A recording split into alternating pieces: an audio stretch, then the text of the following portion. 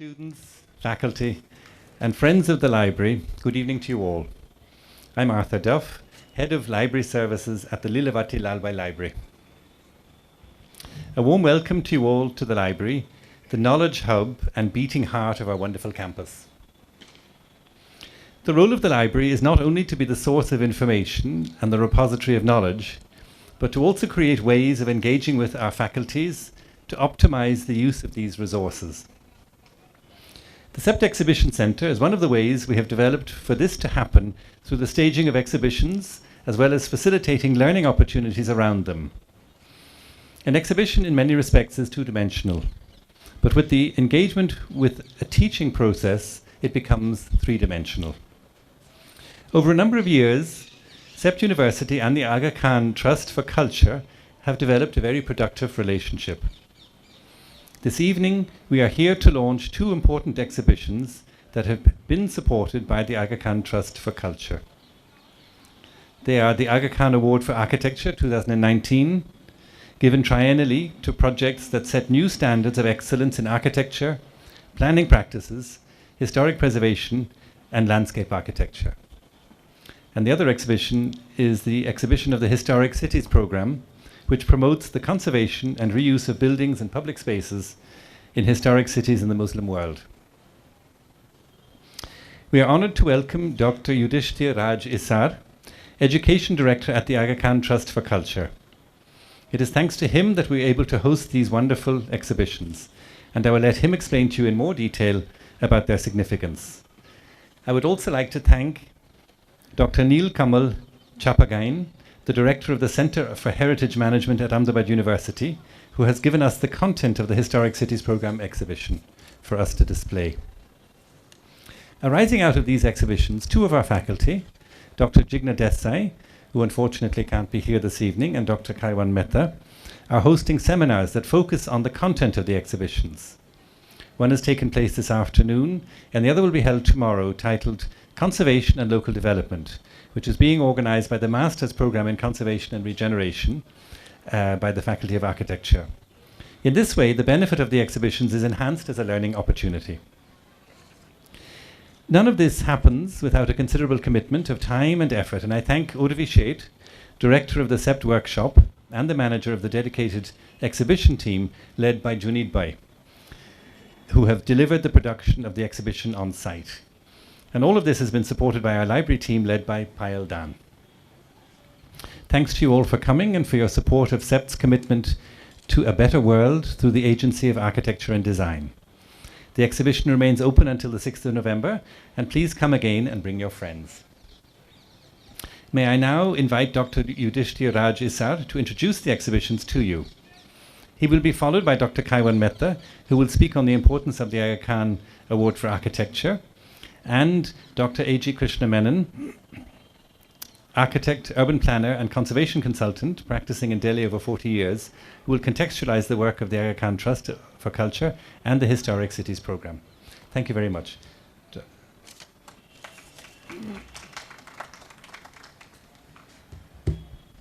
Good evening, ladies and gentlemen. First of all, let me thank you for being here, and thank Arthur for giving me the opportunity to be here at this knowledge hub and beating heart.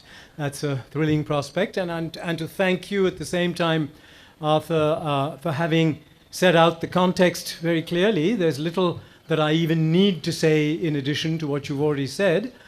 But thank you above all for the preparation that you've put in for the two exhibitions, the way in which you and the colleagues that you have named. But I would like to thank them on behalf of the Aga Khan Trust for Culture in my turn. We are here because 3 years ago, His Highness the Aga Khan asked me to put in place an education program for the activities, the flagship programs of the Trust that are the Aga Khan Award for Architecture and the Aga Khan Historic Cities Programme.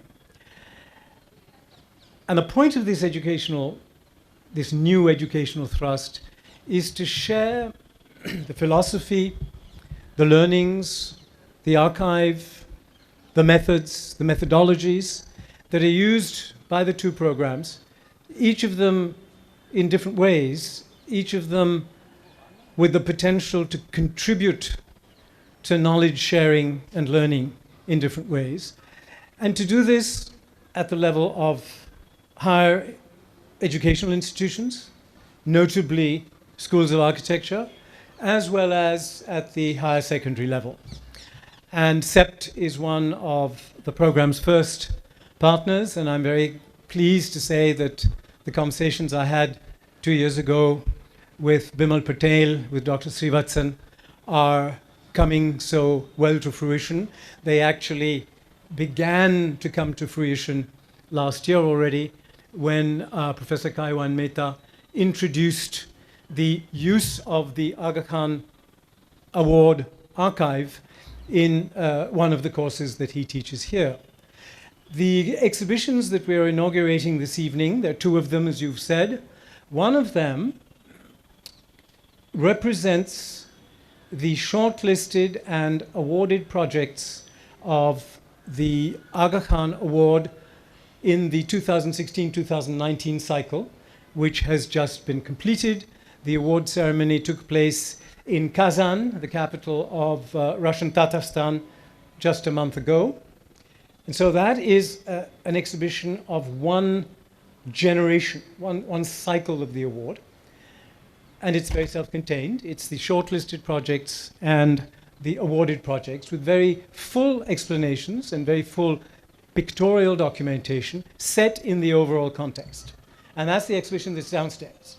The exhibition that's on this floor is a more wide-ranging exhibition that represents all of the major sites, urban sites, where the Aga Khan Historic Cities program is implementing its methodology of what we call integrated urban rehabilitation. And I won't go into the details of the philosophy of this approach, nor of its methods, because I hope that these will be well enough explained in the exhibition itself. As you've said, I'll be followed at this podium by two of the people who are at the forefront of implementing this pedagogical use of the archives. And so I'll turn over the floor to Professor Kaiwan Mehta. Thank you.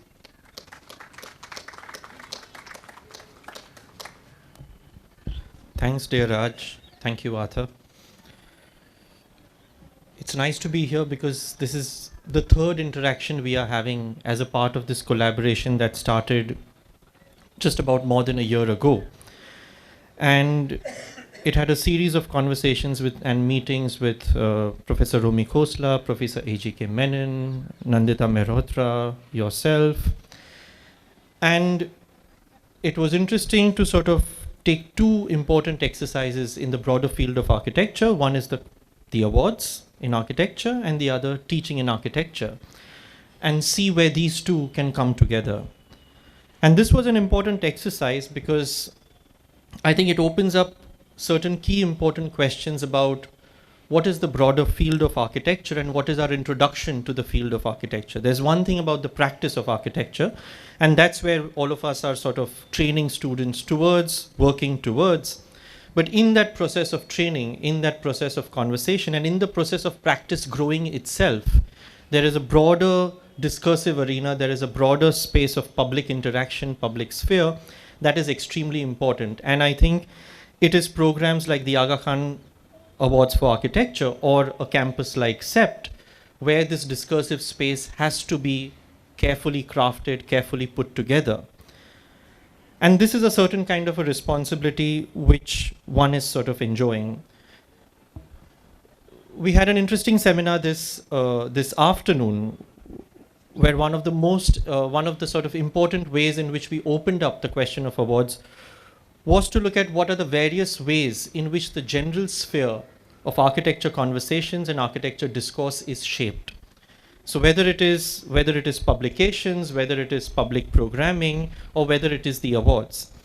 And with awards that run over a long period of time through different kinds of cycles and through structures of juries and master juries, it's a certain time period that also gets mapped. And I was just thinking that the Aga Khan Awards are like 2 or 3 years younger than I am. So what happens in this long sphere of starting in 1977 and having 14 award cycle, where a long list of projects are studied and written down in detail.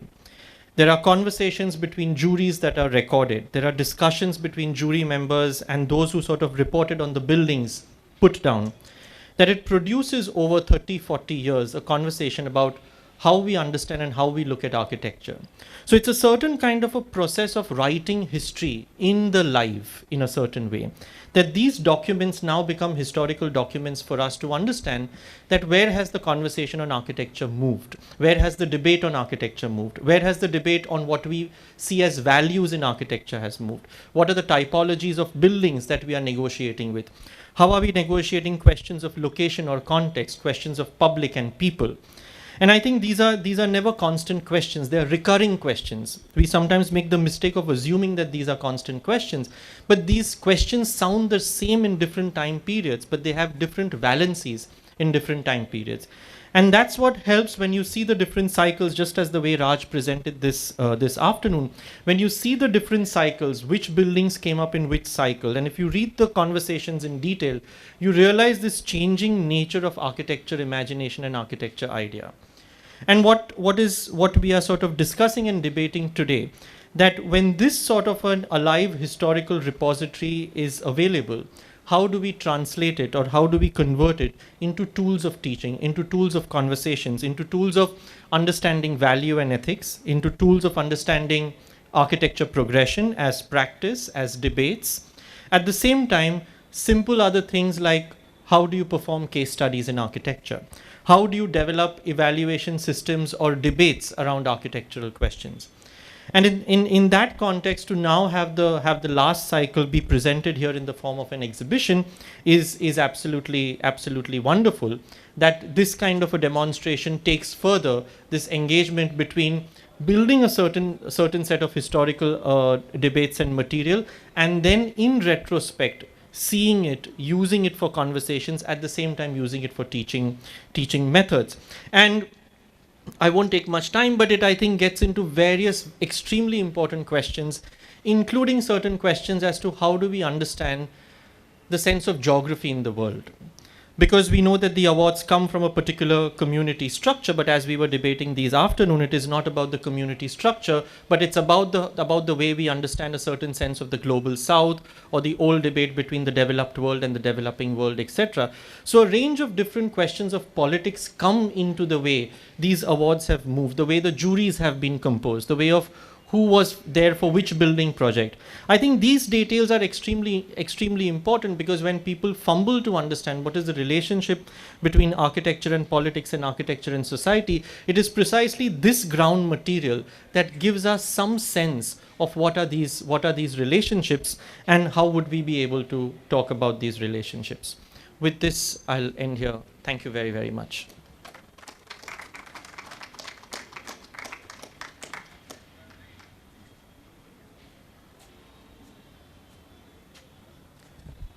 Good evening. Thank you for inviting me on this occasion.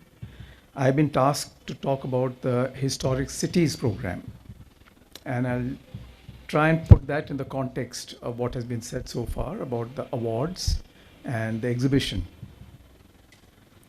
Now, awards, I think, by and large, are quite clearly understood, but I say that because historic cities are not equally understood. Historic cities are something that are fairly new in the curriculum, in teaching, in practice in India.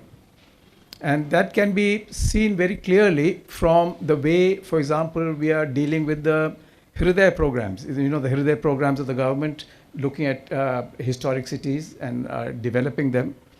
What are the debates that transform these cities? What are the issues that the people transforming the cities use to justify their works? So it's in that context that we are in a sort of a cusp, so to speak, of looking at historic cities in India. So it's in that context that I say this exhibition is important, because this exhibition presents us with information on several historic cities in the global south, and that needs to be emphasized because we know a lot about the global north, whether it's Venice or Siena or London or Paris. We know a lot about those cities and how those historic cities have been dealt with. But we don't know much about the way Varanasi is developed, or Ujjain is developed, or Madurai is developed. We have almost no vocabulary to discuss them. And the excuse often used is that where is the material? What do we teach? What do we use to teach on how to deal with Varanasi or Madurai? Where is the material? Now, perhaps a beginning can be found in an exhibition like this, where several cities in the global south have been dealt with. I'll take just one example, Nizamuddin in Delhi. I take it because I live in Delhi, I'm familiar with it. When the conservation project started in Delhi, it was on the Humayun's tomb. And that was an exemplary project because it sort of demonstrated many ways to conserve historic buildings in India, which the ASI was not engaging with.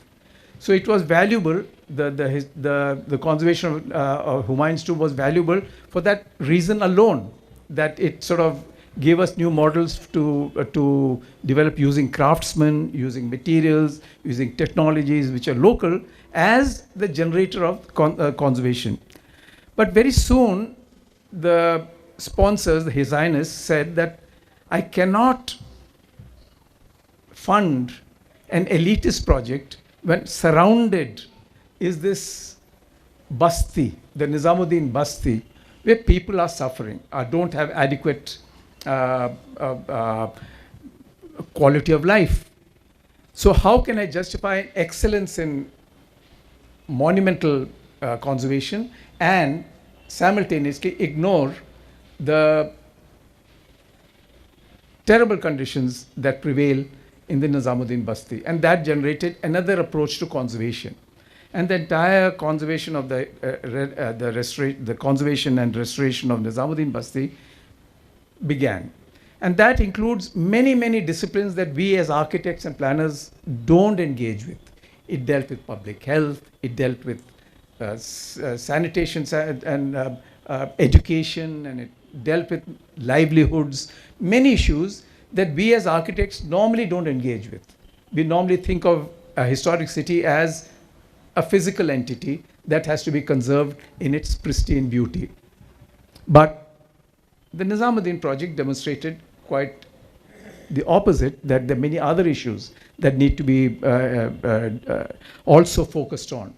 So like that, here we've got this Nizamuddin Basti as an example. I don't know how many people look at it as a model, but in this exhibition, we'll see several other cities in the global south where similar concerns have catalyzed and a very lively, dynamic, creative engagement with historic cities. Somehow we feel that when you deal with historic cities, you got to preserve them like museums and keep them exactly as they were at one pristine time.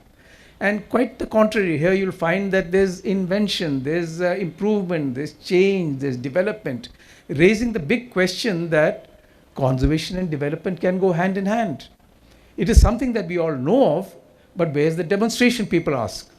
We can't go to Venice and see the demonstration, we can't go to Paris and see the demonstration, but here we have historic cities where these things have been demonstrated, where development and conservation have gone hand in hand. So I commend this exhibition mainly for that reason. In a campus like CEPT, where conservation department started decades ago, here's material. And to the students who are skeptical, saying that where's the material, we're saying, well, here's the material. We can engage with a lively dialogue with our heritage, a lively dialogue that need not be thought of as something that we don't want to engage with because it's not creative, it's not inventive. And you'll find that quite the contrary. Maybe this is the challenge of the global south.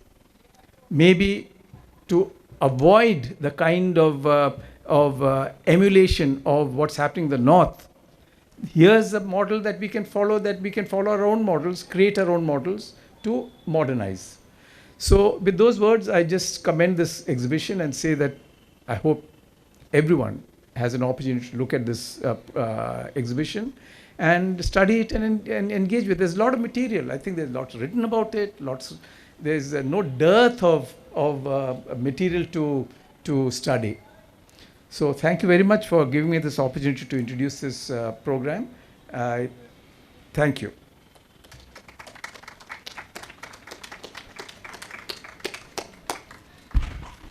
So thank you to our contributors for contextualizing this exhibition. And could I invite now Dr. Raji Sar and Dr. Krishna Menon to actually come and help open the very exhibition. So this is a serious task that needs an awful lot of effort. So two strong men are required. So please, if you'd each grab a handle.